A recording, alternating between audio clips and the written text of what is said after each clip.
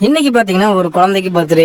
அந்த குழந்தைக்கு 52 வயசு ஆகுது அப்படின்னு சொன்னா நீங்க நம்புவீங்களா? அந்த குழந்தை வேற யாரும் இல்லைங்க, நம்ம தமிழ்நாட்டோட சிஎம், நிரந்தர சிஎம் முதல்வர் விஜய் அவர்களுக்கு தான் இன்னைக்கு பர்த்டே. ஒரு 52 வருஷத்துக்கு முன்னாடி சரியான வருமானம் இல்லாம டைரக்டர் ஆகணும் அப்படின்னு கனவு இருக்க, தினசரி வருமானத்துக்கே ரொம்பவே கஷ்டப்பட்டு இருக்க ஒரு நேர்மையான தந்தைக்கு பிறந்த ஒரு குழந்தை தான் சி ஜோசப் விஜய் அவர்கள். வரலாற்றுல எத்தனையோ தலைவர்களை பத்தி, அவங்க செய்த சாதனைகளை பத்தி எல்லாம் நம்ம டெக்ஸ்ட் புக்ல படிச்சிருப்போம். பட் இந்த மனுஷன் தான் பிறந்ததுல இருந்து இப்ப வரைக்குமே தன்னோட வாழ்க்கையில ஒவ்வொரு நாளும் கேலி, கிண்டல், அவமானம் இது எல்லாத்தையும் தாண்டி போராடி தான் வாழ்ந்துகிட்டு இருக்காரு. 2029 இந்தியாவோட நாடாளுமன்ற தேர்தல் வர இருக்குதுங்க.